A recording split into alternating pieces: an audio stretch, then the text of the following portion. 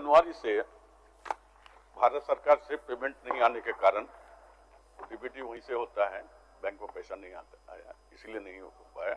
बहुत जल्द हमको लगता है कि कल बातचीत हो चुकी है, हमको 1-2 दिन में पैसा मिल जाएगा। 26 जनवरी, 6 महीने नहीं, 26 जनवरी से बाकी पेमेंट हो चुका है। माननीय सदस्य, भुगतान हो जाएगा? ठीक है। हाँ, माननीय सदस्य मनीष जायसवाल जी। इस सरकार ने इच्छा दिखाई है कि हम 5 लाख लोगों को नौकरी देंगे। अभी पंचायत सचिवालय स्वयं सेवकों का ये प्रश्न हम लोगों ने आपके ये रखा था, जिसमें से जवाब मिला है। मैंने ये जानना चाहता कि इनको टारगेट बेस्ड जो है ये भुगतान किया जाता था।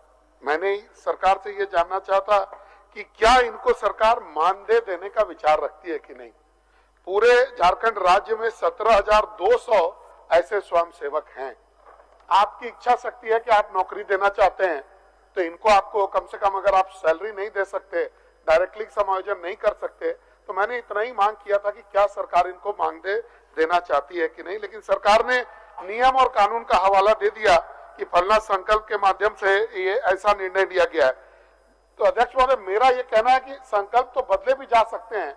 अगर आप में इच्छा शक्ति है तो आप 17,257 पंचायत सचिवालय स्वयंसेवकों को सीधे सीधे बहाल करके इनको नौकरी दे करके झारखंडियों का उद्धार कर सकते। ये मैंने पूछा था। माननीय मंत्री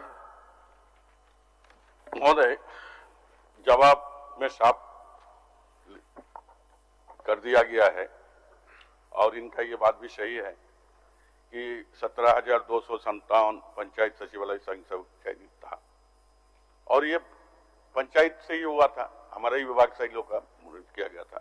लेकिन दूसरे विभागों में इसका काम लिया जाता है, चाहे वो PHED का हो और दूसरे विभाग में कल्याणकारी योजना में चलाने के लिए लिया जाता है। और सरकार जो संकल्प लिया था 2016 जो किया था 2016 में, वेतन तथा मानदेय देने की कोई प्रावधान नहीं है। ये पूर्व की बात 2016 नई सरकार आई है, इन्होंने सुझाव दिया है, आगे देखा जाएगा। लेकिन महोदय, ये देखा जाएगा बड़ा ब्रॉड शब्द है महोदय। 17,200 लोग महोदय कम नहीं होते। पहले बोलने के पहले 2016 उसी वक्त कहीं नहीं रेगुलर कर लिया। आप बोल रहे हैं, आप ऐसा नहीं कीजिए, हम दिखवा लेंगे। हम बोल रहे हैं, हम आपको बात को काट नहीं रहे, आपने रखा है, हम आश्वासन दे रहे हैं। अध्यक्ष महोदय, ये कोई बात नहीं होता। किसी सरकार ने किसी समय में किसी सोच के साथ कुछ लोगों को बहाल किया। समय के साथ आपको अपना विजडम दिखाना चाहिए। ऐसे लोग आए हैं, अगर आप गंभीर हैं, आपको लगता है कि ये सारे झारखंडी भाई बहन हैं, तो इनको हम लोग को कम से कम, अगर आप बहाल नहीं कर सकते अगर, तो इनको कम से कम मानदेय से जरूर जोड़ना चाहिए। नियम कानून का हवाला अपने जगह अध्यक्ष महोदय। संकल्प में क्या लिखा हुआ है, अगर संकल्प में ये नहीं लिखा हुआ होता तो ये प्रश्न में लेके ही नहीं आता। मेरा तो आपसे ये मांगना है कि साहब, क्या आप ऐसा इच्छा रखते हैं कि नहीं रखते हैं? माननीय मंत्री जी।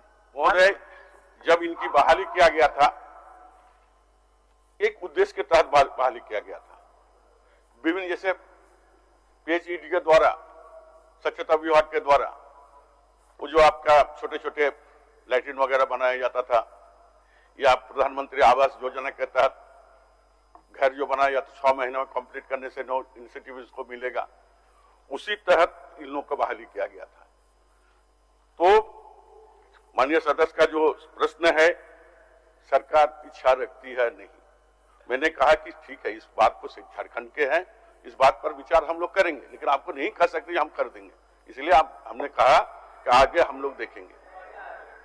चलिए, इसी उम्मीद के साथ चलिए भला करेंगे। बहुत बहुत धन्यवाद। माननीय सदस्य ढुलू महतो, माननीय सदस्य ढुलू महतो जी, आपका भी चापाकल का सवाल है। अध्यक्ष महोदय, अध्यक्ष महोदय, हम आपके माध्यम से आग्रह करना चाहेंगे। सरकार मंत्री जवाब दिया अध्यक्ष महोदय, वो माटीगढ़ा डैम BCCL से निमित्त डैम है अध्यक्ष महोदय, और उससे सिर्फ पहले BCCL का ही पानी सप्लाई होता था वहां से।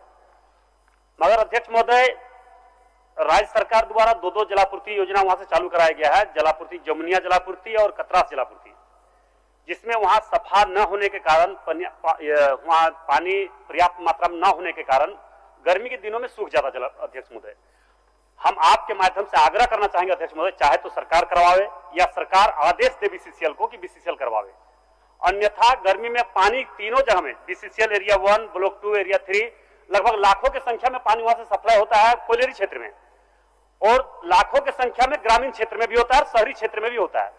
तो हम आपके माध्यम से आग्रह करना चाहेंगे अध्यक्ष महोदय कि इसे के चौड़ीकरण करवा के, सफाई करवा के, ताकि उसमें पानी का जमाव ज्यादा से ज्यादा हो और सभी जगह पे पानी पर्याप्त मात्रा में मिले। अध्यक्ष महोदय, यही मेरा आग्रह अध्यक्ष महोदय। माननीय मंत्री जी।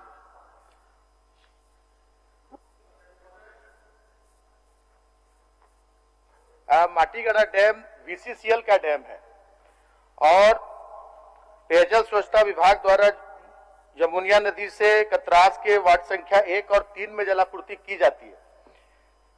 और ये जो उसका जो ये बना हुआ है जमुनिया जलापूर्ति का जो इंटेक वेल बना हुआ है वो अप स्ट्रीम में है, इसलिए वहां पर जितनी मात्रा में गर्मी में पानी की जरूरत होती है वो पूरा उपलब्ध नहीं हो पाता है। तो वैकल्पिक रूप से वहां बहुत सारे आबादी के अनुसार पर्याप्त मात्रा में वहां पे नलकूप भी प्रतिष्ठापित किए गए हैं। जैसे माटीगढ़ा कॉलोनी में आबादी 1069 है, वहां 6 नलकूप है। भीमका नाली कॉलोनी में 3487 की आबादी में 32 नलकूप है। हरिना कॉलोनी में 1680 की आबादी में 3 नलकूप है और मुराईडी कॉलोनी 3803 की आबादी में 23 नलकूप है। बावजूद इसके जो है हम योजनाएं वहां ले रहे हैं, जिसमें एक सिर्फ हरिना कॉलोनी को छोड़कर जेजेएम के तहत, जल जीवन मिशन के तहत एफएसटीसी कराया जा रहा है और जहां जहां छूट गया है उन सभी को अगर कोई हमें सिंगल विलेज स्कीम लेकर और उन जगहों तक, उन घरों तक पानी पहुंचाने की आवश्यकता होगी तो हम उसे पूरा कराएंगे। अध्यक्ष महोदय, हमें लगता है कि मंत्री जी के ये इन बातों को मालूम है कि नहीं है कि कोल बेरिंग क्षेत्र है और कोल बेरिंग क्षेत्र में हमें लगता है कि एक भी डीप बोरिंग, एक भी चापाकल, कोई सक्सेस नहीं अध्यक्ष महोदय, क्योंकि वहां का पानी का समस्या मात्र एक ही विकल्प है, वो माटीगढ़ा डैम है। और आपको तो खास करके उधर से आप गुजरते हैं अध्यक्ष महोदय, आप देखते हैं कि कितने बड़े बड़े खदान है। 300 मीटर 400 मीटर खदान का गहराई है और 300 फीट 400 फीट 500 फीट का आपका ये डीप बोरिंग होता है या चापाकल का बोरिंग होता है। तो आप समझ सकते हैं अध्यक्ष महोदय कि मतलब डीप बोरिंग का गहराई 300 फीट और 400 फीट और उसको 200 मीटर 300 मीटर गहराई होता है। तो सारा पानी का स्रोत वो हमें लगता है कि प्रोजेक्ट में चला जाता है अध्यक्ष महोदय। इसलिए हम आग्रह करना चाहेंगे, चाहे तो सरकार इसको करावे, अन्यथा बीसीसीएल के द्वारा कैसे हो, इस पर जरूर आपके माध्यम से बीसीसीएल को आदेश जाना चाहिए मंत्री जी के माध्यम से कि बीसीसीएल उसको तुरंत साफ करवाए, अन्यथा चापाकल और डीप बोरिंग का जो स्थिति है वहां उस क्षेत्र के लोगों को पानी नहीं मिल पाएगा अध्यक्ष महोदय। माननीय मंत्री जी। माननीय सदस्य झुल्लू महतो जी को मैं आश्वस्त कराना चाहूंगा कि हम विभाग की ओर से बीसीसीएल का जो डैम है माटीगढ़ा, हम बीसीसीएल को पत्राचार करेंगे कि उसका गहरीकरण और उसका जो गाद है उसको निकालने का काम पूरा करे। और हमारी भी योजनाएं चल रही है। हमारी जो योजना है कि हर एक घर को शुद्ध पेयजल उपलब्ध कराना है।